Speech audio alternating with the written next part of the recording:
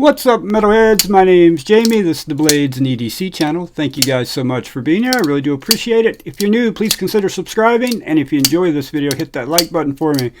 Alright guys, today we're going to take a look at my most carried knives of the year. Now these are not work knives. I already have a video out showing the knives I carried for work this year. And when I carry a knife at work, it's going to get destroyed. So, you know, I have knives that I don't mind destroying, and I have knives that I don't want to destroy, that I wear like on the, or I carry on the weekends or when I go out, or, you know, when I'm not going to destroy them, right? Just normal use, like opening packages or just having a nice knife in your pocket. And one of my most carried knives of the year is definitely the Benchmade Bugout. Not this one in particular, although I've carried it quite a bit. I've carried this Bugout quite a bit more. The one with the dark matter fat carbon. And Bugout's a knife I did not like not too long ago. I bought one, or I got one as a gift years ago, right? And I did not like it. It was the cheap one with the flexible scales, and I ended up selling that knife and got a pair of three, which I lost, by the way, years ago. Got another pair of three after that. But, you know, once I got a Bugout in hand that had different scales on it, I immediately loved the Bugout, right? It's such a great knife. It's thin, it's lightweight, 90 thousandths blade stock, so it's super slicey. Put this thing in your pocket, you don't even know it's there. You can customize it and do whatever you want to do to it. There are endless things to do to these knives, endless aftermarket scales and hardware that you can get, pocket clips, back spacers, screws, even the axis lock, which I am going to put one on here, a different one that I can anodize to match, and I'm going to put titanium scales on this at some point in the future. And so I'll have a fat carbon and a titanium, and down the road I'll probably even have another one with my Carter. I love the Bugout. So Bugout is definitely one of my most carried knives of the year. Next up, although it wasn't this one in particular, this is the newest one in my collection, the Spyderco Para 3. I have another Spyderco Para 3, not the one I lost. I lost that one years ago. But I've got another one that I carry for work also that I have destroyed. Actually, let me grab it. Here we go. But this one here. But I like this knife so much that even though it's all beat up and scratched up, I would carry it when I wasn't at work too, because I absolutely love the Spyderco Para 3. Such a great knife. I love the compression lock. It's probably my favorite lock. Shark lock's right there, close to it at this point, but I don't know, man. There's something about a compression lock that I just absolutely love, and I love the ergos of the Para 3. It's lightweight. Again, super thin and slicey. Not super thin, not compared to the Bugout, but it's lightweight, slicey blade. Ergonomics are truly amazing on this knife. Fantastic ergonomics.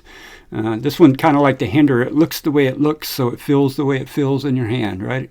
It doesn't look the way it looks to make it look a certain way. It looks that way so it feels as good as possible in your hand. Absolutely love the Para 3. Going to be getting another one soon, a lightweight Para 3. We'll be picking up one of those in the very near future.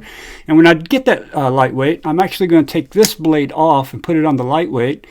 And I'm going to take the blade from the lightweight, put it on here, and customize another Para 3. You know, have another Safe Queen Para 3. The only thing really damaged on this Para 3 is the clip. The clip and the blade is all scratched up. So the lightweight's probably a better EDC carry for use anyway. You know, it's lighter weight. So I'm going to get another one of those. I think I'm going to get the one with Spy 27 blade steel, because I've never had that before, and do a titanium Para 3 build in the future. So you will be seeing more Para 3s and Bugouts on the channel in the future. I hope you're not getting tired of them, because I love both of them. All right, another one of my most carried knives of the year, Spyderco Yojimbo 2. Compression lock, man. Something about a compression lock. And this is a knife I carry, like, I got some friends that are in bands, so I go to a lot of like local shows and stuff like that. And sometimes people can get rowdy in there. And not that I would ever, you know, use anything. But if I'm going to be in an environment where I think it's a possibility it could ever happen, I wouldn't carry this knife to church, put it that way. But if I'm going out to a bar or something like that, this is the knife I want to have in my pocket. It really is. It was designed, you know, for that in particular, in mind, for self-defense purposes and EDC purposes. Ergos are fantastic. Look at that blade, man. What else do I got to say? Who wouldn't want that thing in your pocket, right? Used to have a gold clip. I changed it to purple. I'll probably change it again in the future. Who knows? But the Yojimbo 2 is just, it's a fantastic knife. Fantastic knife. A bit larger.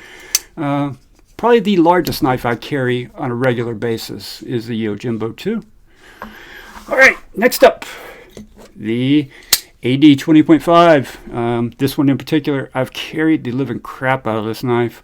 I've even kind of damaged my carbon fiber in a couple spaces, which makes me want to cry. But you have to really look to find it. You got to sit here and stare at it to find them, so it's not bad.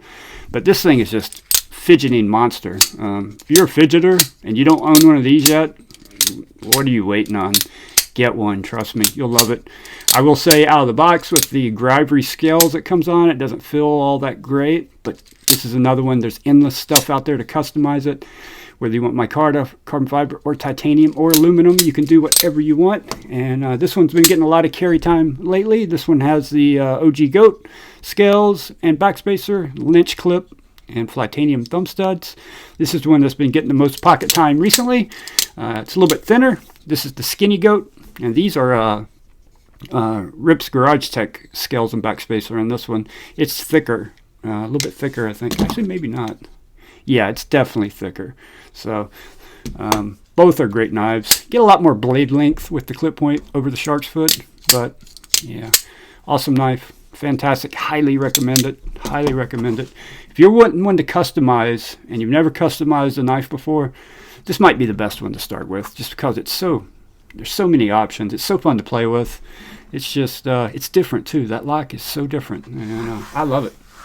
All right, next most carried knife was the Qvist Bladeworks variant PE2. If I want something super lightweight, similar to the Bugout, super lightweight. For me anyway, excellent ergonomics, thin, just a great carry. Feels good in the hand and in the pocket. And sometimes I would carry the other one. This one's definitely heavier. This one is the Urban EDC Supply.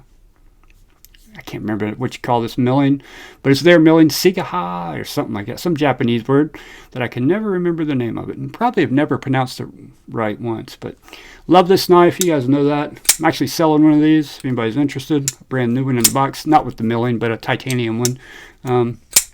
Just a fantastic knife. It really is. For the money, I love them. I know some people don't, though. This is one of those knives. It's really going to depend a lot on your hand size. If you got larger hands, people with larger hands told me it just doesn't, the butt of the knife doesn't hit their hand right, and it just stabs them or something. They don't like it. But for me, medium-sized hand, this is a perfect size knife. And for the money, these are a great value. For a company, you know, getting a knife made by OEM, using 14C28N with great buttery smooth action for $60, it's hard to beat that, man. Hard to beat that these days. All right, next up, the Kizer Feist. Carry this one all the time. I've dyed the scales. I've acid etched the blade. My etch is not holding up too well. I need to do it again though, and use WD-40 this time, make it a little darker. I just love this knife. Again, this is one of those little knives you can just throw in your pocket and you don't even know it's there. And if you like front flippers, it's a great front flipper. And recently I got the XL version of this, which I have been carrying a lot, but it hasn't had a whole lot of pocket time because I've only had it a couple weeks. But since I've got it, I've been carrying the XL constantly. I love this knife. Perfect size for a front flipper. Go any bigger, it would be hard to hit the front flipper. And if it's smaller like this, especially if you're learning the front flip, which I learned a front flip on this knife.